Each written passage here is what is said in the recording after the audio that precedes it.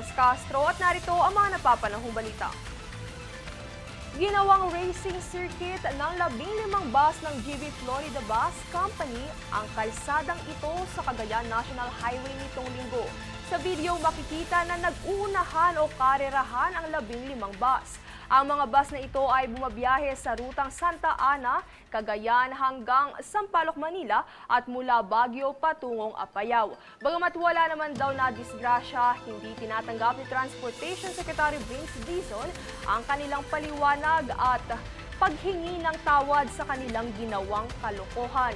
Kaya naman naharap sa 90-day suspension ang mga driver na sangkot sa karerahan habang sinususpende rin ng 1 buwan ang prangkisa ng mga bus na dawit dito.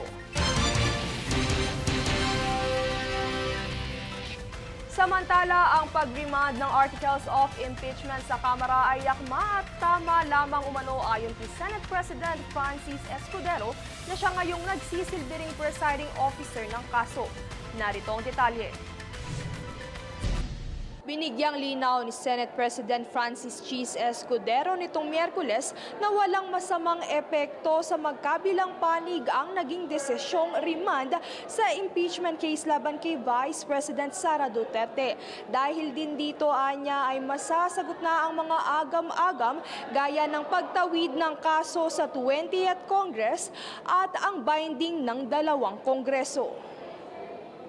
In fact, mapapabilis pa dahil habang nakareses kami, habang walang trial, habang hindi pa pumapasok ang ika-20 Kongreso, ay magagawa na nila to at mapaghahandaan.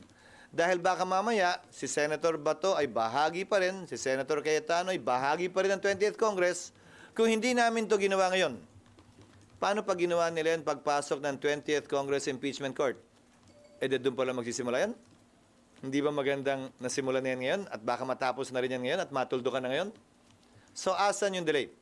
Kaugnay nito ay giniit din ng tagapangulo ng Senado na walang karapatan ng Kamara na tanggihan ang pag-remand ng Articles of Impeachment dahil sa ang Senado ay nag-convene bilang isang impeachment court na mas mataas kumpara sa prosecutors ng Kongreso. Wala rin umano silang gagawin habang naghihintay sa tugon ng prosecutors at ng vice-presidente.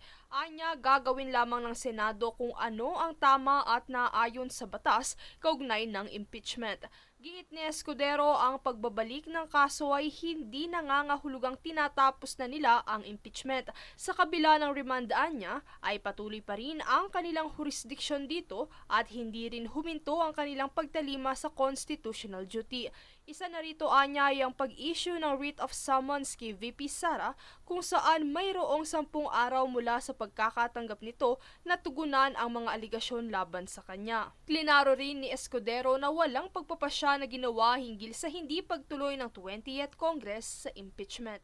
Ayon kay Escudero, ilan sa mga hudyat kung naisituloy ng susunod na Kongreso ang kaso ay ang mga sumusunod. Paghalal ng panel of prosecutors para sa akin ay hudyat o senyal na interesado pa rin sila na ipursige ang impeachment complaint na ito. So pwedeng yon ang isang paraan. Pangalawang paraan ay resolusyon na pirmado ng mga miyembro ng Kamara na higit sa 1/3 nito o mga prosecutors ay imamanifest sa Kamara at sa Senado bilang impeachment court na interesado pa talaga silang ipursige ito sa pamamagitan ng isang pleading. Samantala, matatandaang naging mataas ang emosyon ng ilang mga senator judge nitong Lunes, partikular sa pagitan ni Senator Joel Villanueva at Senator Robin Hood Padilla. Kalaunay nagkaayos naman ang dalawa kaya hindi na kinailangan pang mamagitan ni Escudero. Ayon sa senador, normal lamang ang magkaroon ng girian sa pagitan ng mga mambabatas dahil sa pagkakaroon ng magkakaibang opinyon at panig na kinakatigan. Princess Castro nag-uulat para sa Golden Nation Network.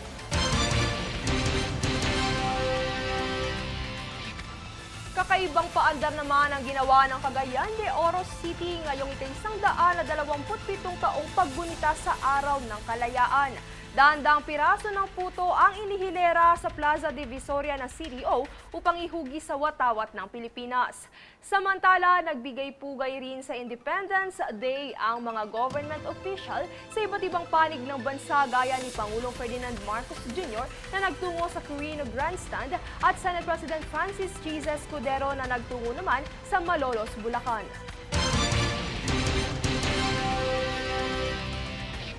Kami ang boses ng pagbabago. Ako si Princess Castro at ito ang News Force. Sa ulo ng mga balita. 15 bus suspendido matapos ang viral na karerahan sa highway.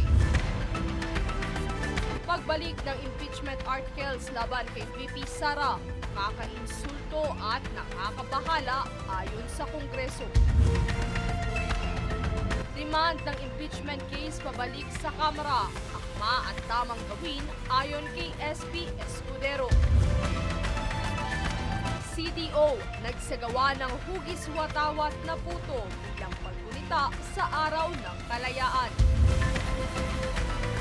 NPC naglabas ng mga alituntunin sa paggamit ng body-worn cameras. US pinagbakwit ang mga staff ng embassy sa Iraq. Patas at bantay na balita, komprehensibong ulat para sa puso ng masa. Ito ang News Force.